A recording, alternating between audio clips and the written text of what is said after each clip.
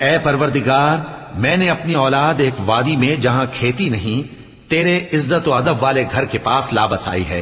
اے پروردگار، تاکہ یہ نماز پڑھیں سو تو لوگوں کے دلوں کو ایسا کر دے کہ ان کی طرف جھکے رہیں، اور ان کو میووں سے روزی دیتے رہنا تاکہ تیرا شکر کریں۔ اے پروردگار، جو بات ہم چھپاتے اور جو ظاہر کرتے ہیں تو سب جانتا ہے، اور اللہ سے کوئی چیز مخفی نہیں، نہ زمین میں نہ آسمان میں۔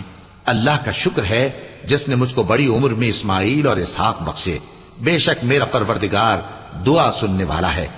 اے پروردگار، مجھ کو ایسی توفیق عنایت کر کہ نماز پڑھتا رہوں، اور میری اولاد کو بھی یہ توفیق بخش۔